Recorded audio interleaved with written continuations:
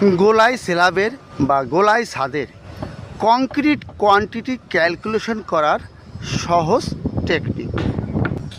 এই টেকনিকটা জানা থাকলে আপনি যে কোনো গোলাই স্ল্যাবের কংক্রিট কোয়ান্টিটি ক্যালকুলেশন করতে পারবেন।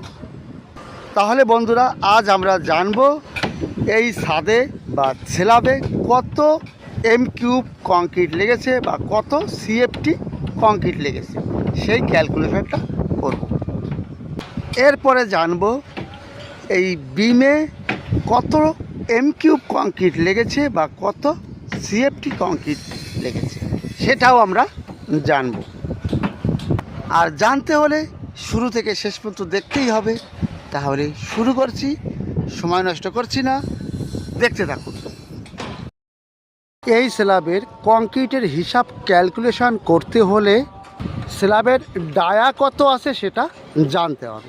ডায়া অর্থাৎ এই স্ল্যাবের আউটের ফেস থেকে আগের সাইডের আউটার যে ফেসটা, এর মেজারমেন্ট কতটা সেটা জানতে হবে। এটা আছে 14 মিটার 300 mm স্ল্যাবটির ডায়া। আর এই স্ল্যাবের বা ছাদের কংক্রিটের থিকনেস কতটা পুরু আছে, 350 mm। ব্যাস, এই দুটি জিনিস জানলেই হবে। এবার ফর্মুলা অনুযায়ী বসিয়ে দেব, কংক্রিট কোয়ান্টিটি বেরিয়ে যাবে, কত কিউবিক মিটার লেগেছে এবং কত CFT লেগেছে, সব বেরিয়ে যাবে। গোলাকৃতি স্ল্যাবের কংক্রিটের হিসাব করতে হলে যে ফর্মুলার প্রয়োজন পড়বে সেটি হচ্ছে πr²h। এখানে পায়ের মান কত আছে, 3.14। এই r² কি সেটা জানুন। এবার আমাদের এই স্ল্যাবের এই আউট থেকে আউটের মাপটা আছে 14 মিটার 300। এটা আমার ডায়ার অর্ধেক হচ্ছে রেডিয়াস। এই সেন্টার থেকে এইটুকুর মাপ আছে আপনার 7.15 metre, 7 metre 150 mm radius. Dia যদি 14 মিটার 300 হয় তাহলে রেডিয়াস হবে এর অর্ধেক, 7 মিটার 150। এইবার দেখুন, ফর্মুলা হিসেবে বসিয়ে দিচ্ছি। এখানে r² আছে, অর্থাৎ রেডিয়াস স্কোয়ার, মানে দুইবার লিখতে হবে। পায়ের মান হচ্ছে 3.142 ইন্টু রেডিয়াস হচ্ছে 7.15 ইন্টু 7.15 আর 350 mm এই স্ল্যাবটার কংক্রিটের থিকনেস, সেটা এখানে হাইট ধরানো আছে। এইটি ক্যালকুলেশন করলে কোয়ান্টিটি হচ্ছে আপনার, দেখুন, 56.2 M³। এইবার এই 56.2 M³ কত CFT আমরা জানি, 1 কিউবিক মিটার বা 1 M³ সমান কত, 35.33 CFT। এটা এর সঙ্গে ইন্টু করলে পাচ্ছি আমি 1986 CFT, 1986 CFT। তাহলে বন্ধুরা, এই গোলাই স্ল্যাবের কত কিউবিক মিটার কংক্রিট লেগেছে স্ল্যাবটিতে, 1986 CFT। আর M³ গেলে আমার 56.2 M³। এইবার দেখুন পায়ের মান কত হয়। পায়ের মান হচ্ছে 22/7।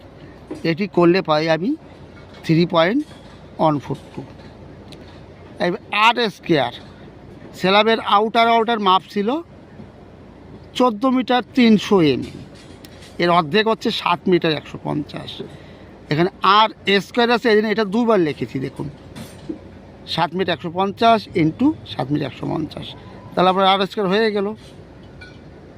ইন্টু স্ল্যাবের থিকনেস পুরোটা করে দিলাম, তাহলে বেরিয়ে গেল আমার কত কিউবিক মিটার, সেটাই বেরিয়ে গেল। এবার 1 কিউবিক মিটার সমান 35.33 CFT, তাহলে 56.2 কিউবিক মিটার কত হচ্ছে 1986 CFT। কোনো অসুবিধে নেই। এবার এই বিমে কত কিউবিক মিটার কংক্রিট লাগবে সেটা ক্যালকুলেট করব। আর আমাদের তো জানা আছে আউটার মাপ আছে 14 মিটার 300। চলুন বের করি। এবার স্ল্যাবের চারিপাশে বিমটা আছে, তো বিমে কত কিউবিক মিটার কংক্রিট লেগে সেটা বের করতে হবে। এর জন্য যে ফর্মুলাটার প্রয়োজন আছে সেটি হচ্ছে, দেখুন, পাই ডি। পায়ের মান কত আছে 22-এর 7 করলে হচ্ছে 3.142। ডি মানে ডায়া কত আছে 14 মিটার 300, এখানে লিখে দেবো 14.3। এই দুটি ক্যালকুলেশন করলে কত পাবো দেখুন,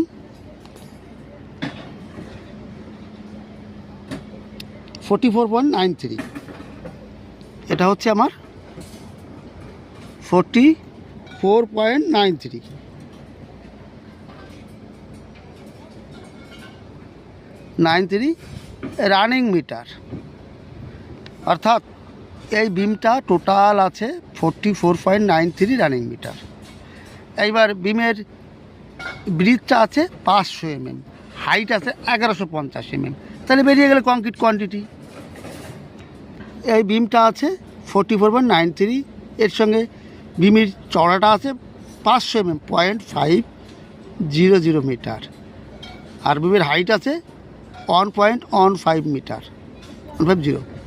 এই তিনটি ক্যালকুলেশন করলে যেটা পাবো সেটাই আমার বিমের কংক্রিট কোয়ান্টিটি 25.83 m³ কংক্রিট লাগবে। শুধু বিমের জন্য লাগে 25.83 কিউবিক মিটার। কীভাবে বের করলাম, প্রথম বিমটা কত মিটার সেটা যে বের করলাম, এর জন্য ফর্মুলা আছে পাই ডি। এইবার বিম চড়া কত আছে আর হাইট আছে গুণ করে দিলে বেরিয়ে যাবে। তা বন্ধুরা, আজ এ পর্যন্তই। সকলে ভালো থাকুন, সুস্থ থাকুন, অল দ্য বেস্ট।